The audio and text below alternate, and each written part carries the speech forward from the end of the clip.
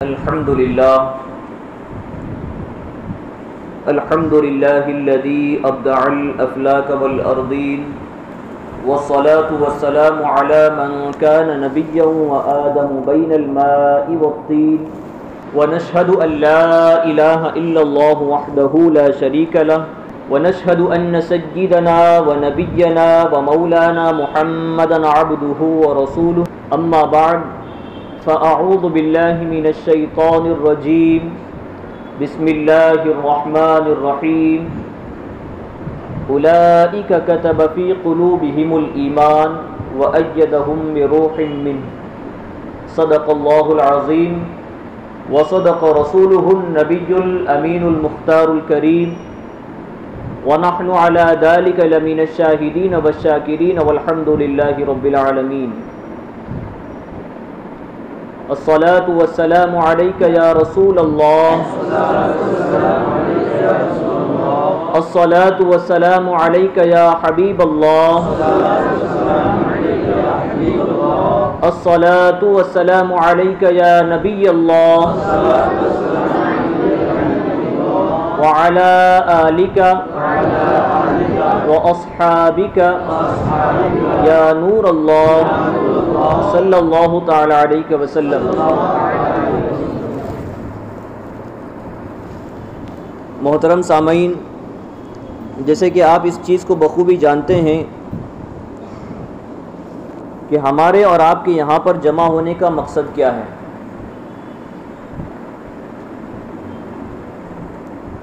اگر میں احادیث کی روشنی میں بات کروں اور یہ کہوں کہ ہمارے اور آپ کے یہاں پر جمع ہونے کا کیا مقصد ہے، تو اس کو اس طرح کہا جا سکتا ہے کہ اللہ کے رسول صلی اللہ علیہ وسلم نے ارشاد فرمایا، من لم یشکر الناس لم یشکر اللہ، کہ جس نے لوگوں کے کیے ہوئے احسانات کی شکر گزاری نہ کی، جس میں یہ مادہ نہیں ہے کہ وہ لوگوں سے ملنے والے انعامات اور احسانات کی شکر گزاری کر سکے، تو اس میں یہ مادہ بھی نہیں ہوگا کہ وہ اللہ رب العزت کی جانب سے عطا ہونے والی نعمتوں کا اللہ رب العزت کی بارگاہ میں شکر ادا کریں۔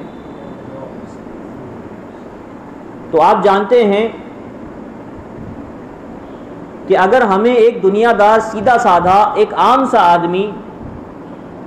اگر 2 روپے کی چائے بھی پلا دیں تو ہم اسے شکریہ کا لفظ کہہ دیتے ہیں۔ تو آج جس نشست میں ہم نے جمع ہونے کا تہیہ کیا ہے، جس نشست میں آج ہم لوگ جمع ہوئے ہیں، یہ اس عظیم ذات گرامی کی شکر گزاری اور ان کی بارگاہ میں خراج عقیدت پیش کرنے کی غرض سے جمع ہوئے ہیں، جنہوں نے بلا شبہ بالیقین اپنے کارناموں کے ذریعے، اپنے تجریدی کارناموں کے ذریعے 2-3 نہیں بلکہ سینکڑوں بھی نہیں بلکہ کروڑوں مسلمانوں کے ایمان کے تحفظ کا سامان کر گئے ہیں۔ اعلیٰ حضرت امام اہل سنت مجدد دین و ملت الشاہ امام احمد رضا خان فاضل بریلوی علیہ رحمت و رضوان کی ذات بابرکت کو آج خواص تو خواص عوام کے بچے اس طور پر جانتے ہیں کہ اعلیٰ حضرت امام اہل سنت رضی اللہ تعالیٰ عنہ مسلک اہل سنت والجماعت کی ایک پہچان کے طور پر بن گئے ہیں۔ میں ایک چیز واقعات سے قطع نظر، یعنی واقعات تو آپ کو بہت سارے معلوم ہوں گے اعلیٰ حضرت علی رحمت و رضوان کے زندگی کے، لیکن میں کچھ ایسی چیزوں کی طرف آپ کا ذہن مبذول کروں گا، چند ایسے اعتراضات کہ جو اعلیٰ حضرت امام اہل سنت رضی اللہ تعالیٰ عنہ کے حوالے سے لوگوں میں مشہور ہیں۔ اس میں سے ایک بہت ہی بڑا اعتراض اور لوگوں کے دلوں میں، لوگوں کے ذہنوں میں جو خلجان پایا جاتا ہے وہ یہ ہے کہ مسلک تو 4 ہیں، حضرت امام اعظم ابو حنیفہ رضی اللہ تعالیٰ عنہ پہلے امام، حضرت مالک بن انس رضی اللہ تعالیٰ عنہ دوسرے امام، حضرت امام شافعی محمد بن ادریس الشافعی رحمۃ اللہ تعالیٰ علیہ تیسرے امام، اور حضرت امام احمد بن حنبل رضی اللہ تعالیٰ عنہ چوتھے امام۔ یہی وہ 4 شخصیت ہیں جن کا مذہب باقاعدگی کے ساتھ کتابوں میں مدون نظر آتا ہے، اور انہی 4 میں سے کسی ایک کی پیروی کرنا انسان کے لیے ضروری بھی ہے۔ تو جب یہ بات مسلم ہے، جب یہ بات حقیقت پر مبنی ہے کہ مسلک صرف 4 ہی ہیں، تو یہ جو کہنے والے کہتے ہیں کہ مسلک اعلیٰ حضرت ہیں، ہم جو ہے مسلک اہل اعلیٰ حضرت کے ماننے والے ہیں، تو اب اس کا جواب کیا دیا جائے کہ کیا مسلک اعلیٰ حضرت رضی اللہ تعالیٰ نے یہ پانچواں ایک مسلک ہے، یا پھر اس کا مطلب کیا ہے، اس کا معنی کیا ہے؟ ایک عام سیدھا سادہ مسلمان جو ہوتا ہے وہ اس جملے سے مرعوب ہو جاتا ہے اور اپنے دل میں جو ہے سوچنے لگتا ہے کہ واقعی مسلک تو چار ہی ہیں، آخر ایسی کون سی بات ہے کہ اعلیٰ حضرت امام اہل سنت رضی اللہ تعالیٰ عنہ کے مسلک کو مسلک اعلیٰ حضرت کہا جاتا ہے؟ کیا یہ مسلک چاروں مسلک کے مخالف الگ ایک پانچواں مسلک بنا ہے؟ تو اے عزیزان گرامی، آپ یہ اس چیز کو سنتے چلیں کہ ہر دور میں جو ہے نبی پاک صلی اللہ علیہ وسلم نے جو حدیث فرمائی ہے، نبی پاک صلی اللہ علیہ وسلم نے ارشاد فرمایا کہ بنی اسرائیل 72 فرقوں میں تقسیم ہونے والی ہیں، اور میری امت امت محمدیہ 73 فرقوں میں تقسیم ہوگی، تمام کے تمام ایک جماعت کے علاوہ تمام کے تمام جہنمی ہوں گے۔ وہ ایک ناجی جماعت کون سی ہے؟ تو نبی پاک صلی اللہ علیہ وسلم نے ارشاد فرمایا تھا ما انا علیہ و اصحابی، وہ جماعت جو میرے اور میرے صحابہ کے بتائے ہوئے طریقے پر ہوگی وہ جنت کی حقدار جماعت ہوگی، اور جو میرے اور میرے صحابہ کے خلاف راستہ اپنائیں گے وہ اگرچہ 72 فرقے کیوں نہ ہو، اگرچہ ان کی تعداد 72 کی مقدار میں کیوں نہ ہو، لیکن وہ سب کے سب جہنم کے مستحق ہوں۔ اب دیکھیں جب ایسا زمانہ آئے گا کہ ہر کوئی خود کو یہ کہے کہ ہم نبی کے ماننے والے ہیں، ہم صحابہ کے بتائے ہوئے طریقے پر چلنے والے ہیں، آخر کیسے فیصلہ کیا جائے؟ ہر کوئی یہ دعویٰ کرتا ہے کہ ہم نبی اور اصحاب کے بتائے ہوئے طریقے پر چلنے والے ہیں۔ زمانہ گزرتا گیا، حضرت امام زین العابدین رضی اللہ تعالیٰ عنہ کا زمانہ آیا، ان سے پوچھا گیا کہ اہل سنت والجماعت کی نشانی کیا ہے؟ اتنے لوگ موجود ہیں، ہر کوئی جو ہے اپنے اپنے مسلک کے گیت گا رہا ہے، ہر کوئی اپنے اپنے عقائد کا پروپیگنڈا جو ہے لیے ہوئے بازار میں پھر رہا ہے۔ ایسی صورت میں حضرت امام زین العابدین رضی اللہ تعالیٰ عنہ سے پوچھا کہ اے امام زین العابدین، اے ابن امام عالی مقام، آپ ذرا بتائیں کہ اہل سنت والجماعت کی نشانی کیا ہے؟ تو حضرت امام زین العابدین فرماتے ہیں من علامات اہل السنت والجماعہ کثرت الصلاۃ علی رسول اللہ، کہ اہل سنت والجماعت کی نشانی یہ ہے کہ جو نبی پاک صلی اللہ علیہ وسلم پر سب سے زیادہ درود پڑتا ہے، کثرت سے درود پڑتا ہے، مطلب یہ ہے کہ وہ اہل سنت والجماعت کا فرد ہے۔ اب دیکھیں زمانہ گزرتا گئے، ہر زمانے میں جو ہے لوگوں نے وہ تمام نشانیوں کو اپنا لیا، ہر زمانے میں اہل بدعت کو الگ کرنے کے لیے، اہل سنت والجماعت کی جماعت سے الگ جدا کرنے کے لیے ایک نہ ایک نشانی ایسی ضرور بتائی گئی ہے کہ جس کے ذریعے اہل سنت والجماعت ممتاز ہوتی ہے، دیگر فرقہ باطلہ سے الگ ہوتی ہے۔ زمانہ گزرتا گیا، حضرت امام اعظم ابو حنیفہ رضی اللہ تعالیٰ عنہ کا جب زمانہ آیا، لوگوں میں صحابہ کرام رضوان اللہ تعالیٰ علیہ مجمعین کو لے کر ایک عجیب سی کیفیت تھی، لوگ حضرات صحابہ کرام رضوان اللہ تعالیٰ علیہ مجمعین کے بارے میں غلط باتیں کیا کرتے تھے، شیخین کریمین کے حوالے سے غلط باتیں کیا کرتے تھے، حضرت علی کرم اللہ تعالیٰ وجہہ الکریم، حضرت عثمان غنی رضی اللہ تعالیٰ عنہ کے بارے میں الگ الگ باتیں کیا کرتے تھے۔ حضرت امام اعظم سے پوچھا گیا اے امام اعظم اب بتائیں کہ ہم کیسے جانیں کہ کون اہل سنت والجماعت میں شامل ہے اور کس کا حصہ اہل سنت والجماعت میں نہیں ہے؟ حضرت امام اعظم ابو حنیفہ رضی اللہ تعالیٰ عنہ فرماتے ہیں 3 نشانیاں دیکھ لینا، جس شخص میں یہ 3 نشانیاں پائی جائے گی سمجھ لینا وہ اہل سنت والجماعت کا فرد ہے۔ آپ فرماتے ہیں فضیلت الشیخین، جو شخص حضرت ابو بکر صدیق رضی اللہ تعالیٰ عنہ اور حضرت عمر فاروق رضی اللہ تعالیٰ عنہ کو تمام صحابہ پر فوقیت دے، تمام صحابہ سے افضل جانے، سمجھ لو وہ اہل سنت والجماعت کا فرد ہے۔ حب الختنین، جو میرے دونوں دامادوں کو محبت کی نگاہوں سے دیکھیں، ان کی محبت اپنے دلوں میں بسائے رکھیں، تو سمجھ لینا جس نے حضرت عثمان غنی اور حضرت علی رضی اللہ تعالیٰ عنہ کی محبت کو اپنے دل میں جگہ دیا وہ اہل سنت والجماعت کا فرد ہیں۔ پھر فرماتے ہیں والمسح علی الخفین، کہ خف پر مسح کرنا، موزوں پر مسح کرنا، یہ ایک فقہی مسئلہ ہے۔ امام زین العابدین کے زمانے میں اہل سنت والجماعت کی نشانی بتائی من علامات اہل السنت والجماعت کثرت الصلاۃ علی رسول اللہ۔ امام اعظم کا زمانہ آیا، اہل سنت والجماعت ایک الگ نام سے موسوم ہوئی، وہ نام کیا تھا؟ فضیلت الشیخین، حب الختنین والمسح علی الخفین۔ زمانہ گزرتا گیا، حضرت امام احمد بن حنبل رضی اللہ تعالیٰ عنہ کا زمانہ آیا۔ اس زمانے میں لوگوں نے ایک اور فتنہ گڑا، ایک اور باطل عقیدے کو جو ہے گڑا اور جنم دیا۔ وہ عقیدہ یہ تھا کہ لوگ کہنے لگے کہ قرآن مقدس جو ہے یہ قرآن مقدس اللہ کی صفت نہیں ہے بلکہ قرآن مقدس معاذ اللہ اللہ کی مخلوق ہے۔ حضرت امام احمد بن حنبل رضی اللہ تعالیٰ عنہ کھڑے ہوئے، انہوں نے مسلک بیان کیا کہ مسلک اہل سنت والجماعت کا یہ ہے کہ جو شخص قرآن مقدس کو اللہ رب العزت کی صفت تسلیم کرے گا وہ اہل سنت والجماعت کا فرد ہوگا، اور جو قرآن مقدس کو اللہ کی مخلوق کہے گا وہ گمراہ اور بددین ہوگا۔ زمانہ گزرتا گیا، ہر زمانے میں اہل سنت والجماعت کی نشانیاں تبدیل ہوتی گئی، کیونکہ ہر کوئی جب دعویٰ کرے کہ میں نبی کا ماننے والا ہوں، میں صحابی کا ماننے والا ہوں، اور ہر کوئی اپنے اپنے الگ الگ اعتقادات رکھے تو عقیدہ تو ایک ہونا چاہیے۔ چار اماموں میں جو اختلاف ہیں وہ فروعی مسائل میں اختلاف ہیں، جو مسائل نص قطعی سے ثابت ہیں اور جن مسائل میں اجتہاد کی گنجائش نہیں ہے ان مسائل میں چاروں اماموں کا اختلاف نہیں ہے۔ اماموں کا جو اختلاف ہے وہ محض فروعیات میں ہے، مثلا اس چیز میں کسی کا اختلاف نہیں کہ ظہر کی نماز 4 رکعت ہیں یا 3 رکعت ہیں۔ چاروں مسلک میں ظہر کی نماز فرض نماز 4 رکعت ہے، عصر کی 4 رکعت ہے، مغرب کی 3 ہے، عشاء کی 4 ہے، فجر کی 2 ہے، اس میں اختلاف نہیں ہے۔ اختلاف کس میں ہے؟ امام کے پیچھے سورہ فاتحہ پڑھنا ہے یا نہیں ہے؟ حنفیوں کو نہیں پڑھنا ہے، شافعیوں کو پڑھنا ہے۔ یہ اختلافی فروعی مسئلہ ہے، اس میں اجتہاد کا دخل ہے، اس میں اجتہاد کی گنجائش ہے۔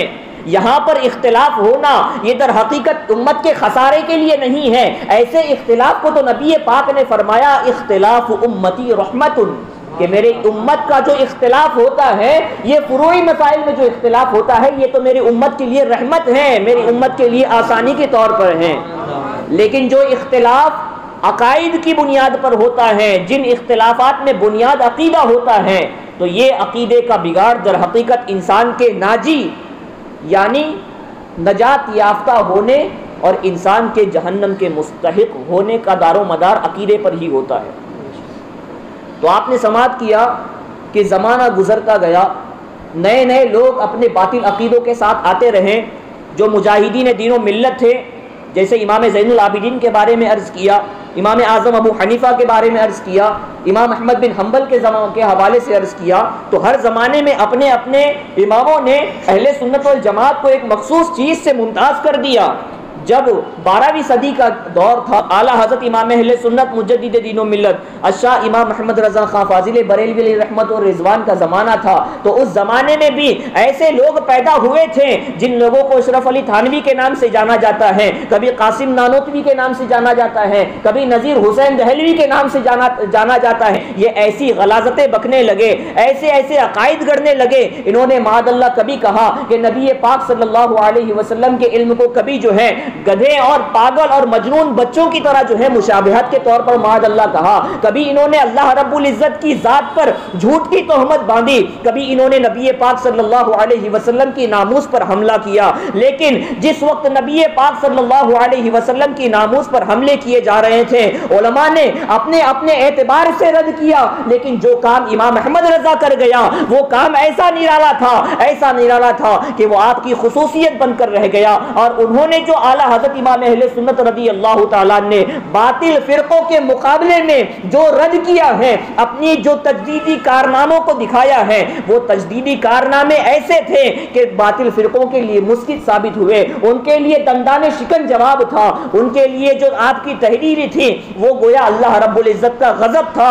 غضب الہی بن کر جو ہے اعلیٰ حضرت امام اہل سنت رضی اللہ تعالیٰ کا تجدیدی کارنامہ ان کے لیے ثابت ہوا۔ اسی لیے تو کہنے والے نے کہا کہ اعلیٰ حضرت یوں ہی نہیں آئے ہیں، اعلیٰ حضرت اللہ رب العزت کی طرف سے اہل سنت والجماعت کے لیے ایک احسان بن کر آئے ہیں۔ کہنے والے نے کہا ہے نا، آپ نے سنا ہوگا کہ اعلیٰ حضرت کب تشریف لائے، نظم میں کہنے والا کہتا ہے شرک تھا جب ناز کرنا احمد مختار پر، نکتہ چی تھے لوگ علم سید ابرار پر، ہر ولی ہر غوث کو بے دست و پا سمجھا گیا، یا رسول اللہ کہنے پر تھا فتویٰ شرک کا، صورت تسکین کی نکلی دل سیماب سے،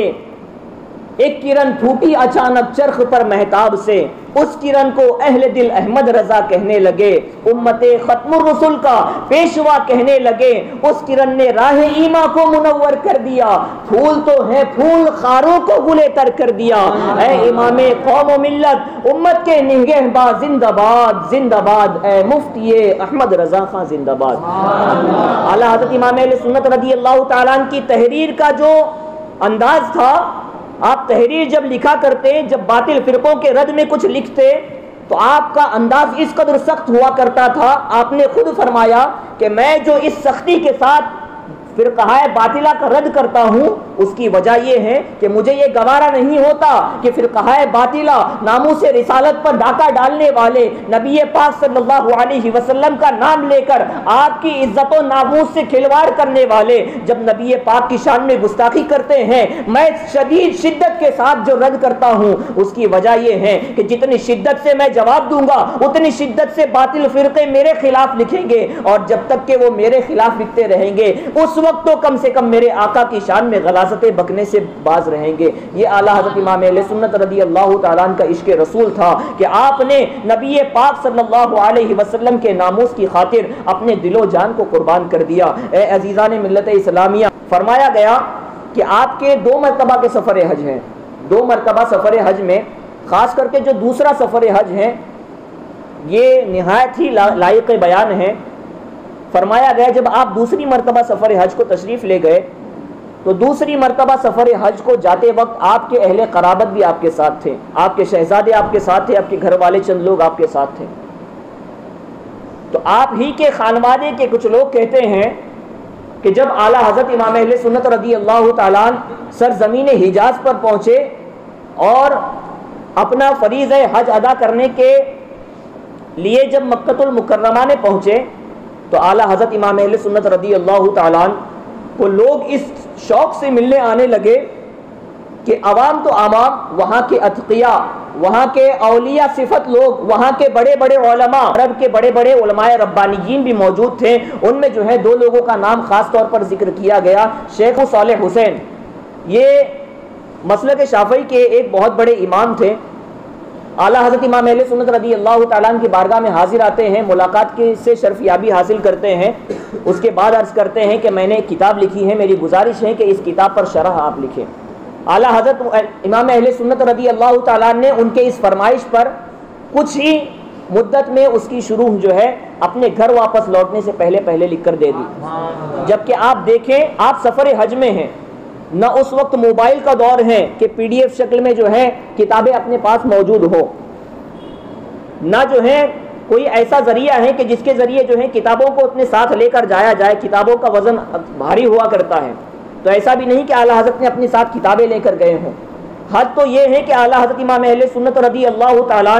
جب مکۃ المکرمہ کی سرزمین پر تشریف لے گئے، لوگوں کی طرف سے مطالبہ ہوا کہ علم غیب نبی پر جو ہے اہل سنت والجماعت وہ یہ عقیدہ رکھتے ہیں کہ اللہ کے رسول صلی اللہ علیہ وسلم علم غیب جانتے ہیں۔ اعلیٰ حضرت امام اہل سنت رضی اللہ تعالیٰ کے حوالے سے لوگوں نے سازش کی کہ چلتے ہیں، احمد رضا خان آیا ہے ہندوستان سے، اس کے پاس چلتے ہیں۔ سازش یہ کی کہ اس کے پاس تو ابھی کوئی کتاب بھی نہیں ہے، بخار کی حالت میں ہے، اعلیٰ حضرت بخار کی حالت میں تھے، بخار کی حالت ہے، آپ کے پاس کوئی کتابیں موجود نہیں ہیں، چلے ان سے مناظرہ کرتے ہیں، ان سے جو ہے علم غیب کے حوالے سے سوالات کرتے ہیں۔ جب اعلیٰ حضرت امام اہل سنت رضی اللہ تعالیٰ کے پاس سوال پہنچتا ہے، قربان جائیں اعلیٰ حضرت رضی اللہ تعالیٰ کی علمی لیاقت پر کہ آپ نے علم غیب مصطفیٰ پر جب قلم اٹھایا ہے آپ کے پاس کوئی کتاب موجود نہیں ہے، آپ کے پاس کوئی ذریعہ موجود نہیں ہے۔ اللہ رب العزت نے ایسی علمی صلاحیت عطا فرمائی تھی، ایسی ذہانت عطا فرمائی تھی کہ محض 8.5 گھنٹے کی قلیل مدت میں آپ نے علم غیب پر ایک ایسا جامع تحریر تیار کی کہ جس کو لوگ جو ہے الدولت المکیہ بالمادۃ الغیبیہ کے نام سے جانتے ہیں۔ 8.5 گھنٹے کی قلیل مدت میں اعلیٰ حضرت امام اہل سنت رضی اللہ تعالیٰ نے جو تحریر پیش کی ہے، اس تحریر میں صرف 1-2 کتابوں کے حوالے نہیں ہیں بلکہ سینکڑوں حوالے، سینکڑوں کتابوں کے موجود ہیں۔ قربان جائیں اعلیٰ حضرت پر، دیکھیں تو کیسی علمی صلاحیت ہے۔ کیا اللہ رب العزت نے فضل و شرف عطا فرمایا ہے کہ کتابیں موجود نہیں ہیں لیکن قلم اٹھاتے ہیں؟ تو اسی لیے تو کہا جاتا ہے وادی رضا کی کوہ ہمالا رضا کا ہے، وادی رضا کی کوہ ہمالا رضا کا ہے، جس سمت دیکھیے وہ علاقہ رضا کا ہے۔ اور اعلیٰ حضرت خود فرماتے ہیں کلک رضا ہے خنجر خوخار برق بار، کلک رضا یعنی رضا کا قلم، کلک رضا ہے خنجر خوخار برق بار، آدا سے کہہ دو خیر منائے نشر کرے۔ یہ اعلیٰ حضرت امام اہل سنت رضی اللہ تعالیٰ عنہ کی ذات بابرکت ہے۔ اعلیٰ حضرت علیہ رحمت و رضوان کا جو عشق رسالت مآب تھا، ابھی تو آپ نے تجدیدی کارناموں کی چند جھلکیاں، میں سمجھتا ہوں اس کا 0.1% بھی نہیں ہے جو اعلیٰ حضرت امام اہل سنت رضی اللہ تعالیٰ عنہ کے تجدیدی کارنامے جو آپ نے سنے ہیں، یہ اعلیٰ حضرت کے تجدیدی کارناموں کا 0.1% بھی نہیں ہے۔ وقت کی قلت ہے، مزید دوسری چیزیں میں آپ کے سامنے بیان کروں کہ اعلیٰ حضرت امام اہل سنت رضی اللہ تعالیٰ عنہ کا عشق رسول کیسا تھا، عشق رسالت مآب صلی اللہ علیہ وسلم کیسا تھا، اور ہمیں اعلیٰ حضرت کی ذات نے کیا سکھایا ہے۔ اعلیٰ حضرت امام اہل سنت رضی اللہ تعالیٰ عنہ کی ذات بابرکت ہیں کہ جن کے حوالے سے کہا جاتا ہے نبی پاک صلی اللہ علیہ وسلم پر درود پڑھتے وقت ہم نے سمجھا نہ تھا آپ کا مرتبہ۔ نبی پاک صلی اللہ علیہ وسلم کا مقام و مرتبہ کیا ہے یہ ہم نے کما حقہ نہیں جانا تھا، ہم نہیں جانتے تھے کہ اللہ رب العزت کی بارگاہ میں نبی کا کیا مقام و مرتبہ ہے۔ جو آج نبی کی محبت ہمارے دلوں میں ایک شمع کی طرح جل رہی ہے، روشن ہے، یہ اعلیٰ حضرت امام اہل سنت رضی اللہ تعالیٰ عنہ کا صدقہ ہے۔ فرمایا گیا ہم نے سمجھانا تھا آپ کا مرتبہ، ایک ولی نے مگر ہم کو سمجھا دیا، سرمے عشق آنکھوں میں پہنا دیا، ڈال دی قلب میں عظمت مصطفیٰ سیدی اعلیٰ حضرت السلام۔ تو اعلیٰ حضرت امام اہل سنت رضی اللہ تعالیٰ عنہ کا عشق رسالت مآب صلی اللہ علیہ وسلم کیسا تھا، آپ نے یہ واقعہ سنا ہوگا، بڑا ہی مشہور و معروف واقعہ ہے۔ ریاست ایک نان پارا نام کی تھی، اس کا ایک نواب تھا، اس نواب کے شان میں، اس نواب کے حق میں کئی شعراء نے کچھ قصیدے لکھے۔ اعلیٰ حضرت امام اہل سنت رضی اللہ تعالیٰ عنہ سے عرض کیا گیا کہ حضرت اس فلاں نواب کے حق میں بہت شعراء نے قصیدے لکھے ہیں، میری آپ سے گزارش ہے کہ آپ بھی جو ہے نواب کے حق میں کوئی قصیدہ لکھیں۔ اعلیٰ حضرت امام اہل سنت رضی اللہ تعالیٰ عنہ کے بارے میں فرمایا گیا کہ جس وقت بندہ آپ کی بارگاہ میں یہ چیز عرض کرنے کے لیے آتا ہے، اس وقت اعلیٰ حضرت علیہ رحمت و رضوان بڑے خوش مزاج میں تھے، آپ بڑے خوش نظر آ رہے تھے۔ جب جیسے ہی آپ نے یہ سنا، آپ نے قلم اٹھایا اور برجستہ بدیہی طور پر، فوری طور پر، بغیر سوچے سمجھے ایک جملہ لکھا اور ایک نعت گرامی کو جو ہے لکھنے کا آغاز کیا۔ تو مطلع لکھتے ہیں وہ کمال حسن حضور ہے کہ گمان نفس جہاں نہیں، یہی پھول خار سے دور ہے، یہی شمع ہے کہ دھواں نہیں، پورا لکھتے ہیں۔ اور آخر میں جو نان پارے کا نواب تھا، وہ نان پارے کو، جو نان پارا ہے اس لفظ کو کس طور پر استعمال کرتے ہیں۔ اعلیٰ حضرت امام اہل سنت رضی اللہ تعالیٰ عنہ فرماتے ہیں کرو مدح اہل دول رضا، پڑے اس بلا میں میری بلا، میں گدا ہوں اپنے کریم کا، میرا دین پارے نہ نہیں۔ کیا مطلب؟ اعلیٰ حضرت نے فرمایا کرو مدح اہل دول رضا، کہ میں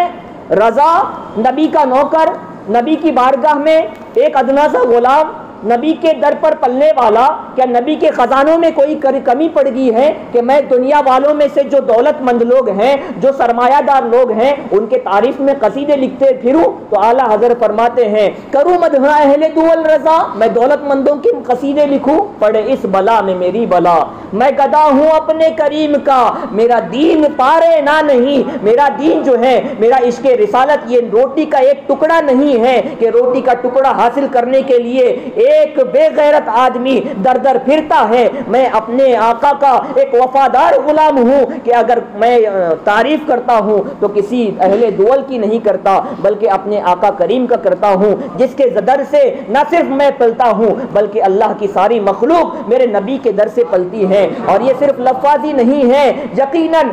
میرے نبی پاک صلی اللہ علیہ وسلم کے در سے پوری کائنات پلتی ہے۔ اسے تو اللہ کے رسول صلی اللہ علیہ وسلم نے ارشاد حدیث میں فرمایا ہے، کیا فرمایا؟ کہ اللہ رب العزت عطا کرنے والا ہے، اللہ رب العزت عطا کرنے والا ہے اور میں محمد صلی اللہ علیہ وسلم تقسیم کرنے والا ہوں. حدیث. تو جتنے عالم اللہ نے پیدا فرمائے یہ حقیقت میں پل رہے ہیں نبی پاک صلی اللہ علیہ وسلم کا صدقہ کھا رہے ہیں. اسی لیے اعلیٰ حضرت امام اہل سنت رضی اللہ تعالیٰ نے اسی حدیث کو اس طور پر فرمایا. کیا فرماتے ہیں؟ بخدا خدا کا یہی ہے در، نہیں اور کوئی مفر مقر، جو وہاں سے ہو یہی آ کے ہو، جو یہاں نہیں وہ وہاں نہیں. یعنی اگر آپ اللہ رب العزت کی نعمتوں کو حاصل کرنا چاہتے ہیں تو یہ نعمتوں کو حاصل کرنے کا جو در اللہ رب العزت نے مخصوص کیا ہے وہ خانہ کعبہ نہیں ہے، بلکہ اللہ رب العزت نے اپنے حبیب پاک کے در کو اپنی نعمتوں کے حصول کا مرکز بنایا ہے. تو نبی پاک صلی اللہ علیہ وسلم کی ذات بابرکت آپ کا دربار جو ہے یہ صرف نعمتوں کو ہی نہیں عطا فرماتا. اللہ فرماتا ہے اگر گناہ بھی کیے ہو تو میرے نبی کی بارگاہ میں جاؤ اور میرے نبی کی بارگاہ سے اپنے گناہوں کو دھل کر صاف شفاف گھر پر لوٹو. اللہ رب العزت فرماتا ہے وَلَوْ أَنَّهُمْ إِذْ ظَلَمُوا أَنفُسَهُمْ جَاءُوكَ فَاسْتَغْفَرُوا اللَّهَ وَاسْتَغْفَرَ لَهُمُ الرَّسُولُ لَوَجَدُوا اللَّهَ تَوَّابًا رَحِيمًا. اگر تم نے اپنی جانوں پر ظلم کر لیا ہے، گناہ اتنے بڑھ گئے ہیں کہ تمہاری جانوں پر تم نے خود ظلم کر لیا، نبی کی بارگاہ میں آؤ. جاؤ کا فرمایا نبی کی بارگاہ میں آؤ، آپ اللہ کی بارگاہ میں استغفار کرو، نبی سے گزارش کرے تمہارے لیے مغفرت کی دعا کریں. اللہ رب العزت فرماتا ہے لَوَجَدُوا اللَّهَ تَوَّابًا رَحِيمًا. میں تمہیں پروانہ دیتا ہوں کہ تمہیں توبہ بھی قبول کی جائے گی اور تمہیں جو ہے رحمت کے دروازے بھی کھول دیے جائیں گے. اعلیٰ حضرت امام اہل سنت رضی اللہ تعالیٰ عنہ کے فضائل بیان کرنے کے لیے وقت کافی چاہیے. اعلیٰ حضرت کی جو تعلیم کا ماحصل ہے، پورا آپ کی زندگی کا ماحصل جو آپ نے بیان فرمایا، وہ شعر میں آپ کے سامنے بیان کروں اور اسی شعر کے ذریعے آپ جانیں کہ اعلیٰ حضرت امام اہل سنت رضی اللہ تعالیٰ عنہ کی زندگی کا مکمل ماحصل کیا تھا. اعلیٰ حضرت امام اہل سنت مجدد دین و ملت الشاہ امام محمد رضا خان فاضل بریلوی علیہ رحمت و رضوان ارشاد فرماتے ہیں کرو تیرے نام پہ جا فدا. آپ کی زندگی کا ماحصل کروں تیرے نام پہ جا فدا، نہ بس ایک جا دو جہاں فدا، دو جہاں سے بھی نہیں جی بھرا، کروں کیا کروں جہاں نہیں. مطلب کیا ہے کہ اعلیٰ حضرت امام اہل سنت رضی اللہ تعالیٰ عنہ کے زندگی کا جو حاصل تھا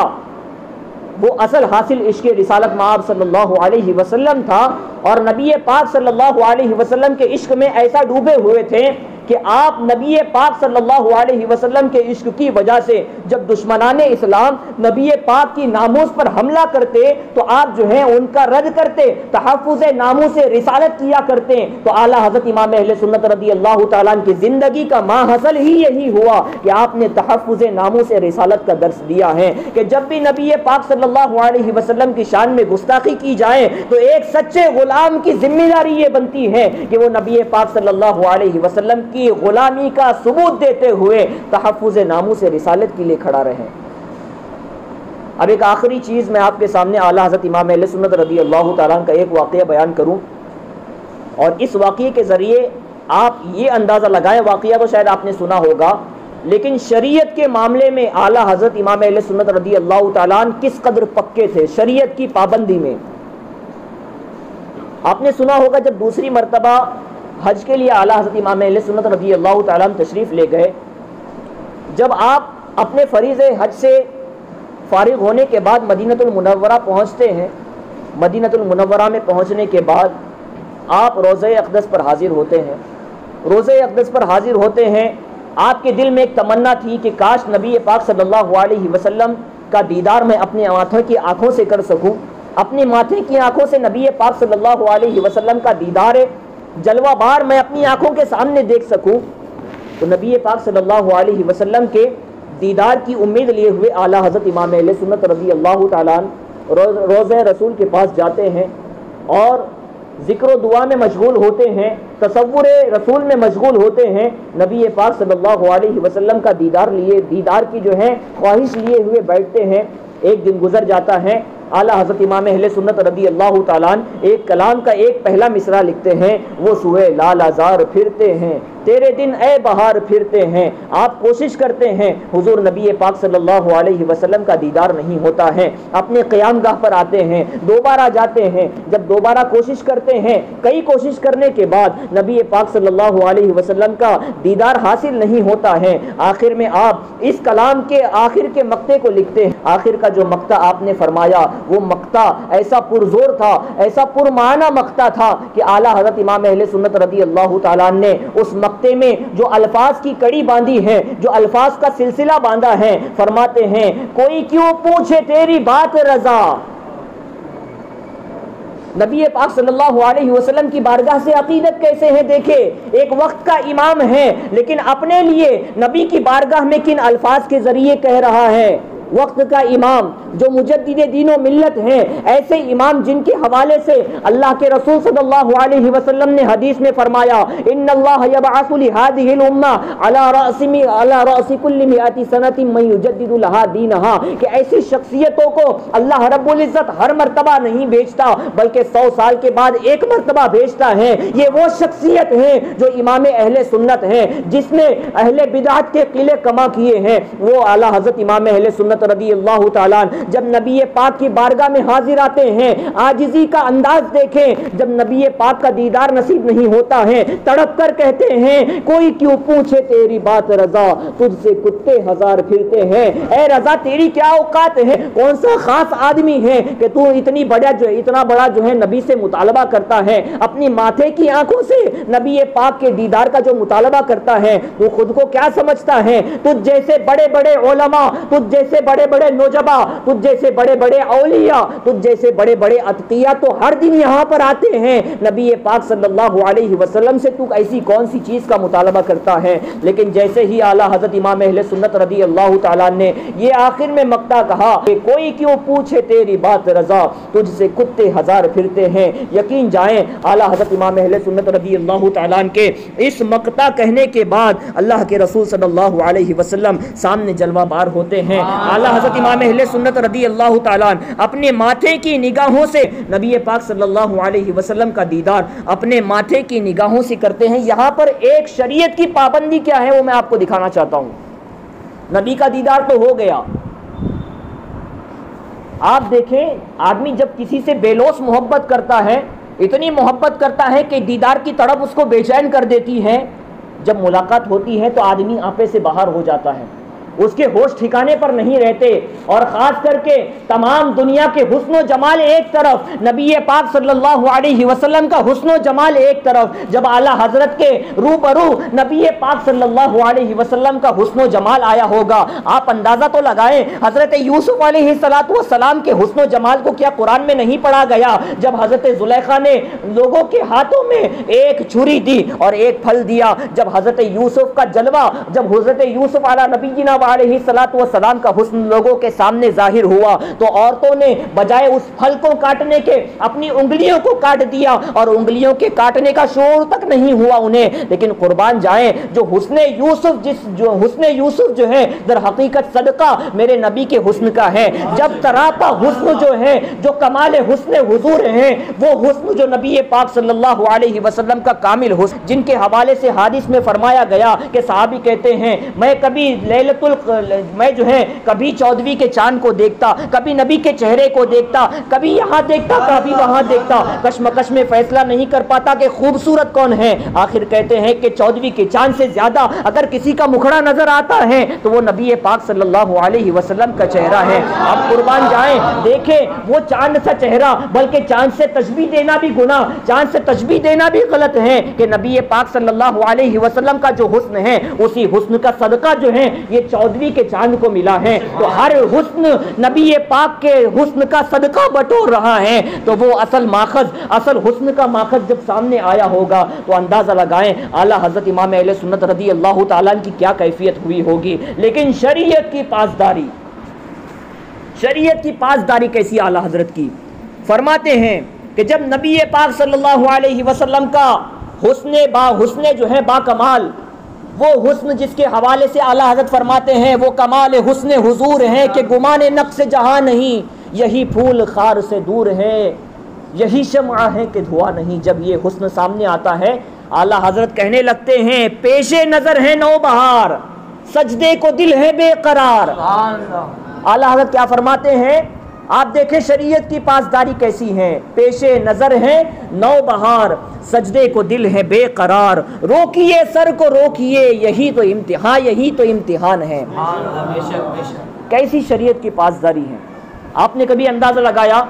کہ جو حسن کا خلاصہ ہے، دنیاوی حسن کا جو خلاصہ ہے، اللہ رب العزت نے مخلوق میں حسن کا خلاصہ جن کو بنایا،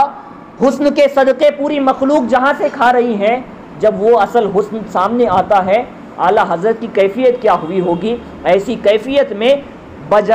بجائے جذب میں آنے کے آپ اپنی شریعت کی پاسداری کہتے ہوئے کیا کہتے ہیں؟ پیش نظر ہے نوبہار، سجدے کو دل ہے بے قرار، روکیے سر کو روکیے، ہاں یہی تو امتحان ہے۔ اب ہم جو ہے اپنی عوام اہل سنت کا اندازہ لگائیں کہ ایرے غیرے نتو خیرے، جن کو نہ شریعت کی پاسداری ہوتی ہے، نہ جنہیں شریعت کا علم ہوتا ہے، نہ جنہیں وضو غسل طہارت کے مسائل کا علم ہوتا ہے، ایسے ڈھونگی باباؤں کے آگے جا کر جو ہے جھکتے ہیں، وہ اعلیٰ حضرت امام اہل سنت رضی اللہ تعالیٰ عنہ کے اس واقعے سے سبق سیکھیں کہ وقت کا مجدد، وقت کا اتنا بڑا امام، اور کھڑا ہے امام الانبیاء کے سامنے، دیدار کر رہا ہے امام الانبیاء کا، امام الانبیاء کے چہرے انور کی زیارت کر رہا ہے، اور عشق رسالت مآب صلی اللہ علیہ وسلم جن کے زندگی کا پورا خلاصہ ہے، جس کے لیے آپ نے پوری زندگی وقف کر دی تھی، اسی جلوے، اسی ذات گرامی کا جلوہ جو ہے سامنے موجود ہے۔ لیکن قربان جائے شریعت کی پاسداری اعلیٰ حضرت امام اہل سنت رضی اللہ تعالیٰ نے ایسی کی کہ دل تو کر رہا تھا کہ سجدہ کیا جائے، لیکن اللہ اجازت نہیں دیتا۔ اللہ کہتا ہے کہ سجدہ ہونا ہے تو صرف اللہ رب العزت کو ہونا ہے۔ بہرحال نبی پاک صلی اللہ علیہ وسلم اللہ کی مخلوق میں سب سے اعلیٰ اور افضل ہیں، لیکن بہرحال سجدہ انہیں نہیں کیا جا سکتا۔ یہ ہے اعلیٰ حضرت امام اہل سنت رضی اللہ تعالیٰ عنہ کا عشق رسالت مآب صلی اللہ علیہ وسلم کے ساتھ ساتھ شریعت کی پاسداری۔ ایک آخری چیز، مصطفیٰ جان رحمت پہ لاکھوں سلام۔ آپ جانتے ہیں مصطفیٰ جان رحمت پہ لاکھوں سلام، چند جگہیں ایسی ہیں درگاہوں کی، چند بارگاہیں اولیاء ایسی ہیں کہ جن اولیاء کی بارگاہ سے یقیناً اہل سنت والجماعت کو بڑی عقیدت ہے، لیکن ان بارگاہوں میں جن لوگوں کا قبضہ ہے وہ یقیناً اہل سنت والجماعت کے ماننے والے نہ ماننے والے ہیں، نہ اہل سنت والجماعت ان کو مانتی ہے، نہ تسلیم کرتی ہے۔ اکثر رافضیت کے عقیدے کو پالنے والے لوگ ہیں۔ کیا آپ نے کبھی سوچا، خاص کر کے اجمیر معلیٰ میں جو مجاورین ہیں وہ اعلیٰ حضرت امام اہل سنت رضی اللہ تعالیٰ عنہ کے اس سلام کے حوالے سے ایک بورڈ لگایا ہے کہ مصطفیٰ جان رحمت پہ لاکھوں سلام، یہاں پڑھنا سخت منع ہے، اس طرح کا بورڈ ہے یا پھر اس طرح کا بورڈ ہے، صرف یہاں پر یا نبی سلام علیہ کا ہی پڑھی جا سکتی ہے، کوئی دوسرا سلام نہیں پڑھا جا سکتا۔ وجہ کیا ہے کہ اعلیٰ حضرت امام اہل سنت رضی اللہ تعالیٰ عنہ کے اس سلام سے انہیں اتنی تکلیف کیوں ہے؟ حقیقت یہ ہے کہ اس سلام سے انہیں کوئی پریشانی نہیں ہے۔ مصطفیٰ جان رحمت پہ لاکھوں سلام جو سلام ہے، اس سلام سے انہیں کوئی پریشانی نہیں ہے۔ اصل جو ہے انہیں اعلیٰ حضرت امام اہل سنت رضی اللہ تعالیٰ عنہ کی ذات سے تکلیف ہے کہ انہوں نے ایسے کارنامے انجام دیے ہیں کہ رافضیت کے عقائد کی ایسی دھجیاں بکھیر دی ہیں۔ حضرت ابوبکر صدیق رضی اللہ تعالیٰ عنہ اور حضرت عمر فاروق رضی اللہ تعالیٰ عنہ کی فضیلت پر ایسے دلائل و براہین عطا کیے ہیں۔ حضرت علی المرتضیٰ رضی اللہ تعالیٰ عنہ کے خلیفہ چہارم ہونے کے حوالے سے ایسے پرزور دلائل پیش کیے ہیں۔ رافضیوں اور شیعوں کا ایسا پرزور رد کیا ہے کہ قیامت تک کے لیے ان تحریری کاموں کا ان کے پاس کوئی جواب نہیں بنتا ہے۔ آخرکار وہ کہتے یہ ہیں کہ اعلیٰ حضرت کی ذات سے متنفر کرایا جائے۔ آج ان کا سب سے بڑا پروپیگنڈا یہی ہے کہ اعلیٰ حضرت کی شخصیت سے دور کرایا جائے، اعلیٰ حضرت کے بارے میں یہ لوگوں کو باور کرایا جائے کہ یہ کوئی جو ہے عالم دین اور اللہ کے ولی نہیں ہے، بلکہ یہ تو محض ایک شاعر ہیں، یہ تو جو ہے محض ایک اسلامک اسکالر ہیں۔ اس طرح کے الفاظ اعلیٰ حضرت کے بارے میں کہہ کر لوگوں کو آج اللہ اعلیٰ حضرت سے جو ہے بدزن کیا جا رہا ہے، تو اعلیٰ حضرت سے بدزن کرنے کی سب سے بڑی وجہ ان کی یہی ہے کہ وہ چاہتے ہیں کہ اعلیٰ حضرت کی تعلیمات سے دور ہو جائیں، اعلیٰ حضرت کی تعلیم سے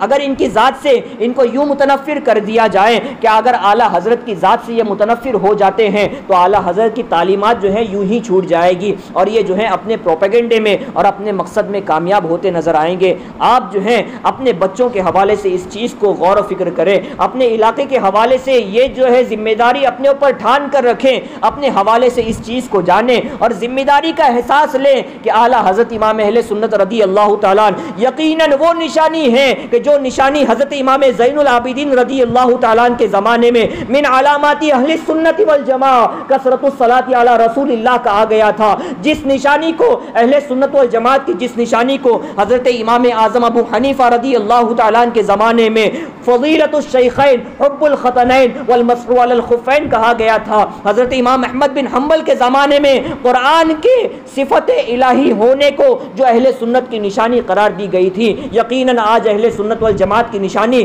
اگر کوئی ہے تو وہ اعلیٰ حضرت کی ذات ہے۔ اعلیٰ حضرت امام اہل سنت رضی اللہ تعالیٰ کی نشانی کی ذات جو ہے وہ ذات بابرکت ہے کہ اگر ان کا نام لینے کے بعد کسی کا چہرہ کھل جاتا ہے، کسی کا چہرہ کھل جاتا ہے، سمجھ لینا وہ اہل سنت والجماعت کا فرد ہے۔ لیکن اگر اعلیٰ حضرت کا ذکر آنے کے بعد، اعلیٰ حضرت کا دن آنے کے بعد، یوم رضا آنے کے بعد اگر چہرے پر جھریاں آ جاتی ہیں، سمجھ لے اس میں کچھ نہ کچھ منافقت کا ذرہ پایا جاتا ہے، یہ کہیں نہ کہیں اہل سنت والجماعت سے پھرا ہوا نظر آتا ہے۔ اے عزیزان ملت اسلامیہ، میری آپ سے گزارش یہی ہے کہ اعلیٰ حضرت امام اہل سنت رضی اللہ تعالیٰ کا جو مشن تھا، جس کو حضور تاج الشریعہ نے فرمایا زندگی یہ نہیں ہے کسی کے لیے، زندگی یہ نہیں ہے کسی کے لیے، زندگی ہے نبی کی، نبی کے لیے، نہ سمجھ مرتے ہیں زندگی کے لیے، جینا مرنا ہے سب کچھ نبی کے لیے۔ وما علینا الا البلاغ۔ السلام علیکم ورحمۃ اللہ وبرکاتہ۔